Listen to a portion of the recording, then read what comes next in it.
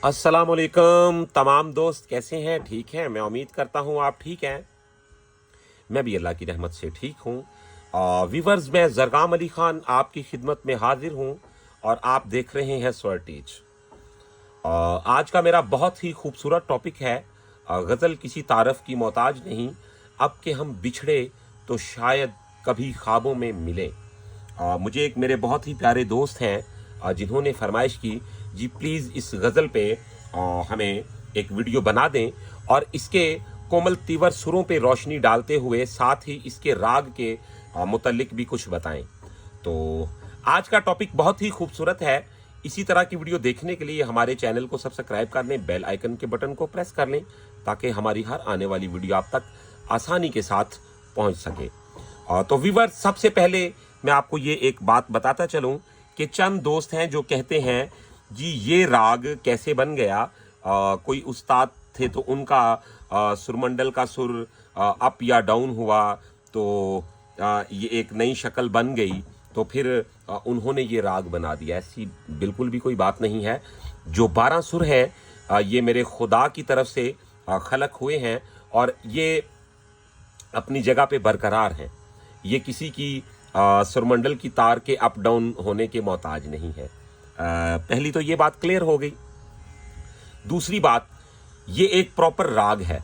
इसके संवादी सुरों पे भी रोशनी डालूंगा और इसके वादी सुरों पे भी बात करेंगे और इसके कोमल तीवर सुरों के बारे में भी आपको बताएंगे। तो वीडियो को शुरू करते हैं बिना टाइम को वेस्ट किए। और वीडियो शुरू करने से पहले एक छोटी सी बात मेरी गौर से सुन लीजिए, इसको पूरी जिंदगी आपने नहीं भूलना। आप कोई भी राग, कोई भी गाना, कुछ भी गाने से पहले एक काम जरूर किया करें, आप अपने सा को जरूर गौर से देखा करें।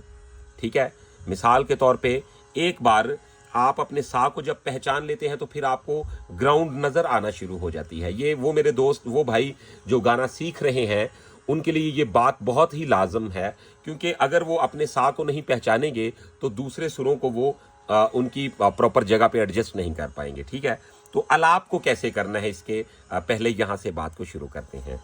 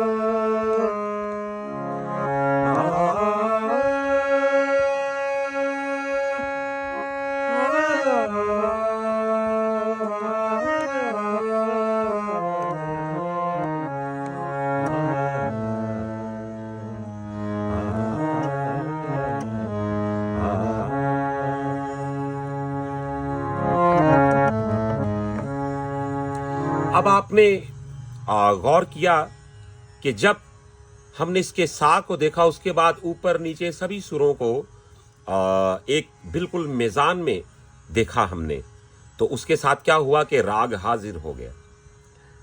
अब बात करते हैं जी, इसके कौन कौन से सुर कोमल यूज हो रहे हैं, कौन कौन से सुर जो है वो तीवर यूज हो रहे हैं, और कौन कौन से सुर हैं जो इसमें यूज ही नहीं हो रहे, और कौन कौन से वो सुर हैं जो वक्त आने पे यूज होते हैं। ठीक है, तो आप गौर करें जरा।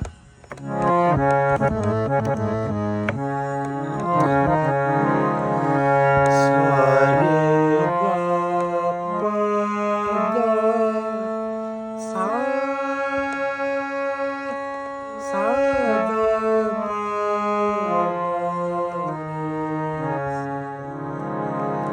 तो इसमें हमारा सा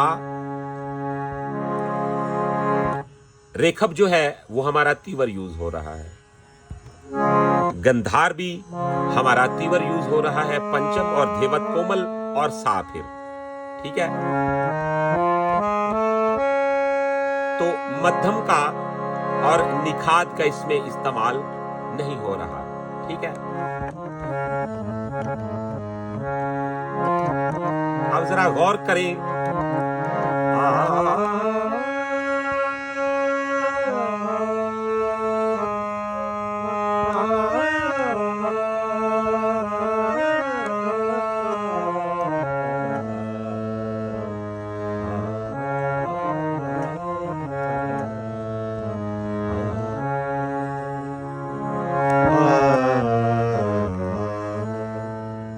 तो ये इसके संवादी सुरों में आती है। गौर करें जरा,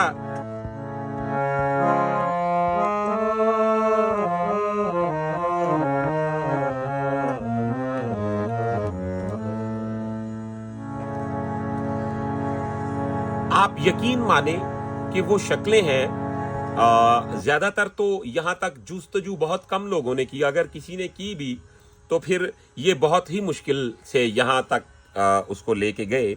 जैसा कि ये देखें, ये भूपकली नाम है इस राग का, और भूपकली के संवादी सुर जो हैं इसके बारे में आपको बहुत ही मुश्किल पहले बताया गया होगा, कि किसी ने भी बताया भी है तो वो ऐसे खुलम खुला आम बंदे तक बात नहीं पहुंचाई गई, क्योंकि ये बात बताने से बहुत जान जाती है लोगों की।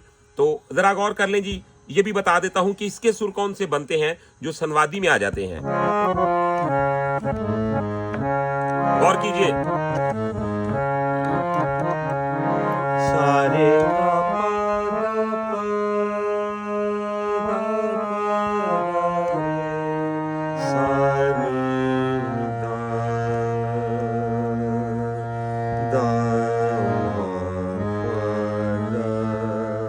तो मध्यम वक़्त आने पर लगा इसमें, और बहुत ही कमाल का लगा।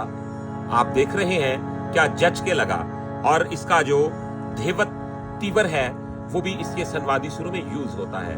तो आप हमेशा ये देखा करें कि राग की खुशबू ना जाए। अगर आपको कोई भी ऐसे ही अठुआठा चौट करके सिखा रहा है तो आपको पता चल जाना चाहिए कि यार राग तो इसने छोड़ दिया, राग की खुशबू तो खत्म हो गई, तो इसकी बात का दम भी खत्म हो गया। तो ये आपने अच्छी तरह देख लेना है।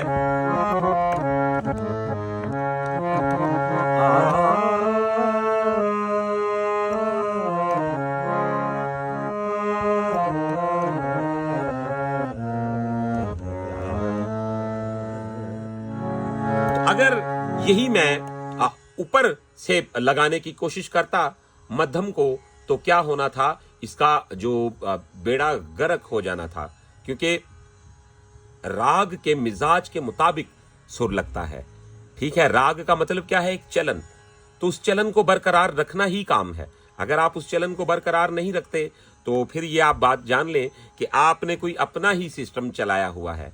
तो आपने राग की खुशबू को, राग के मिजाज को, उसकी रूह को जिंदा रखना होता है, ठीक है।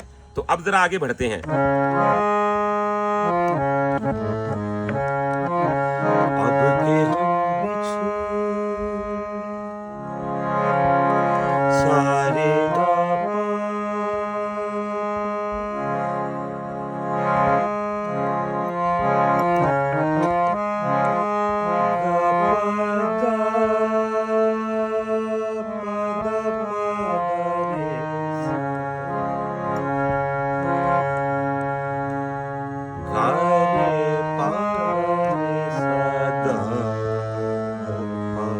तो हो गया।